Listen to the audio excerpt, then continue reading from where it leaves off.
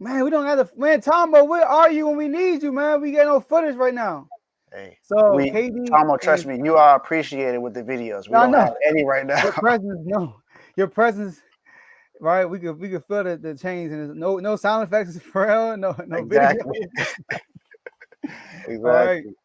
So KD and CP3 praised Russell Westbrook after they beat the Clippers in Game 4 with the goal at 3-1. Basically said that when you're a great player, they're gonna find things bad to say about you. But after he retires, people are gonna praise him basically. All right. So Dave, what is your reaction to that? I mean, yeah, I agree to an extent.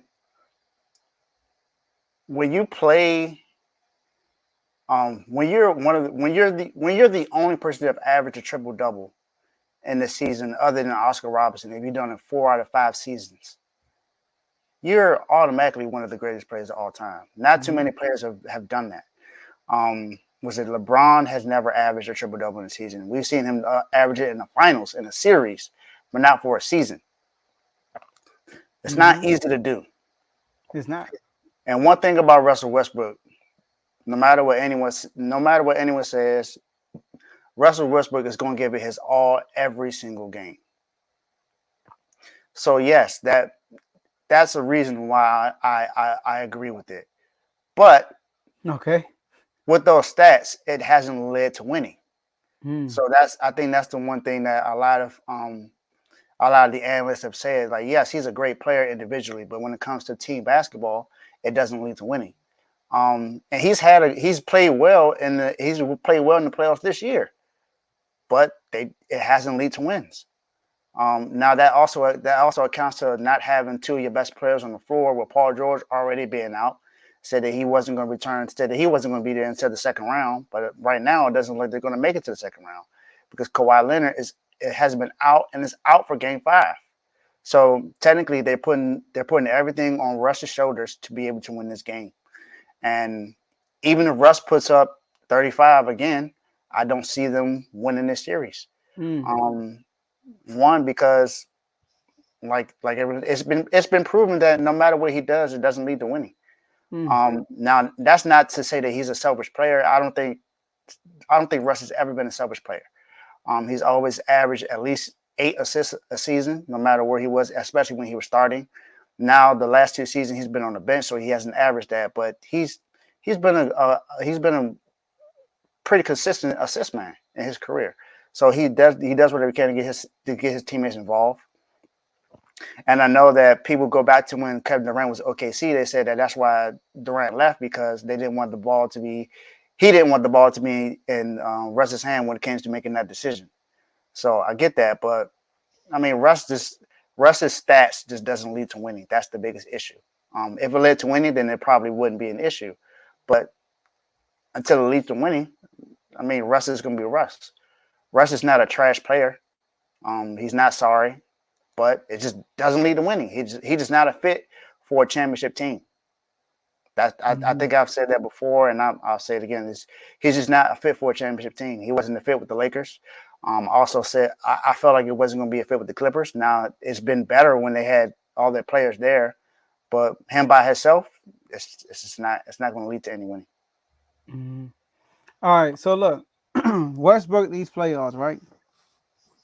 He averaged more points per game in these playoffs than LeBron, AD, Jokic, and Donovan Mitchell.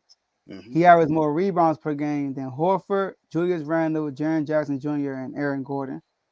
He averaged more assists per game than LeBron, Mike Conley, DeJounte Murray, and Darius Garland. And he averaged more blocks a game, this is going to surprise you right here, than Claxton, Lopez, Rudy Gobert, and Jaren Jackson Jr. Wow. Right? So West is all over the place. Russ everywhere, man. That's what he does. All He right. hustles. He hustles. He's gonna play. He's gonna give you 110% every single night. All right. So now, okay. Now, this is why, all right, it's rewind. Westbrook was never really that criticized in OKC for real until he started talking back to the media. He started carrying the media. When I remember one time they tried to ask Steven Adams a question, he cut them all that stuff. So And we got to remember when he won MVP, I didn't think he should have won it. It should have definitely been James Harden. They were the number 2 seed, I think. They had the second best record in the NBA, and James Harden almost averaged a triple double his daggone self. And Westbrook won as a lower seed only because he got a triple double. So the media actually loved to watch Westbrook because Westbrook would put all these numbers up. It wasn't until he got to LA when he really started getting criticized. When you play for the Los Angeles Lakers, it's like playing for the Dallas Cowboys. You are on a microscope by the whole NBA, the whole world. Also, So when you're on the same team as LeBron James, that happens. the double whammy. Not only you play for the Lakers, you play with LeBron James. I mean, and last but not least, you were the third guy. You know how that goes when you're the third guy on the LeBron team. But Chris Bosh, Kevin Love, they let you know. So that's when he really started getting criticized. Now, obviously, there was some unfair criticism towards Westbrook. But that's not surprising. We knew that. We knew when LA got Westbrook, we knew it was not a fit. People picked the Lakers to win to West on the strength of LeBron James. For real. Like, they got LeBron and AD. If LeBron and AD is healthy, they should win the West. So people picked them off the strength of that. Now, Westbrook, right? His issue is this when he went to LA. When he was criticized, not even criticized wrongly, when people asked him straight up questions about his turnovers he was getting, instead of taking blame of his own actions, he always danced around the question or made a type of excuse on his type of play. So that was my problem. My problem was like, you gotta take, as a leader, you take responsibility. Right? Even if your team lose, you take responsibility. I gotta play better. I gotta do this better. I gotta do this better. I gotta do this better. But he kept deflecting. So that's why Westbrook has the name he has right now. See, I had a feeling that he's gonna work out with the Clippers because I felt like when he went to LA, the Lakers, they didn't define his role. And he's not a pure point guard. I mean, they trying to think he Magic Johnson. He's not a pure point guard for real.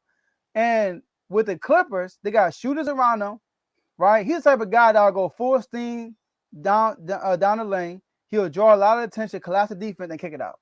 That's Westbrook game right there.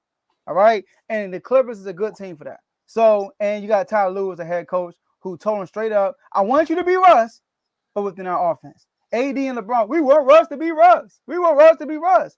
Tyler Lue was like, I want you to be Russ, but within our offense. That's what he told him straight up. All right. So that's why he's getting criticized because he didn't take no responsibility of his actions when he was in LA. And he got to admit, that was a dumpster fire. The whole thing in LA. And then coincidentally, like, I'm not saying it's his fault, but that's how everyone's gonna look at it. You leave, and the Lakers look way better. And obviously, it's not because of Westbrook. It's because they got better pieces that could fit LeBron and AD. Westbrook was a terrible fit for LeBron and AD. Terrible. He was. He wasn't a good fit. Way better fit for Paul George and Kawhi because they both can shoot the three. So that's my take on that. Yep, he was a much better. If we compare the two LA teams, he's a much better fit for the Clippers than he is with the Lakers.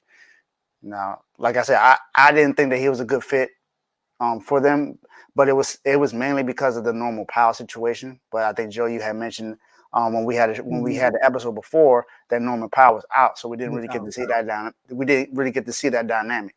But now we're sitting in the playoffs, and it actually works out. So they can shoot. Yeah, they can, and that's what Westbrook just needs a lot of shooters around him, and he has that. But yeah, I would like to see if more likely Russ he's only on a 1-year deal. I would like to see him re-sign with the Clippers and see if they are healthy next year. See what he'll do with them. I think he will, unless he's trying to get paid again. If he's trying to get paid again, he might leave. But I don't know. I mean, he's looking good right now. Somebody might give him a chance. But tell you right here, he was getting criticized a little in Houston, not as much now, but they was on him. I mean, not really. I think that was one season for. No, it wasn't. They was on him and James Harden because everybody's like, you got two players that lead the league in usage rate the last 4 years playing together. How is that gonna work? That's what everybody kept saying. And then I wasn't doing a show then. I wasn't on no. It was no Refuse to Lose then. But I was telling people like, like Dave on the side, shout out to my man Daryl, my brothers. I was like, James Harden point guard. Y'all forgot James Harden is like it's a legit point guard, and James Harden can shoot. That's the difference between like it's gonna work. And what they do, they got rid of all those big people, all those big men, got a bunch of guards and forwards, and they opened up the lane. And Westbrook and James Harden was killing. They started killing in the regular season, and then going into the bubble, they were like the third favorite to win the whole thing, something like that.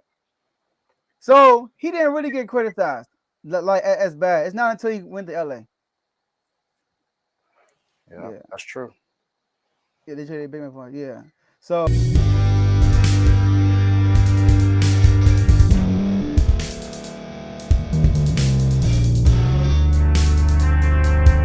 thank you for staying to the end. If you're watching this on YouTube, please like this video, subscribe, and also hit that notification button so you can be notified next time we put out a video. If you're listening on any podcast platform, subscribe and hit that notification button, y'all, so you can be notified we put out another podcast audio.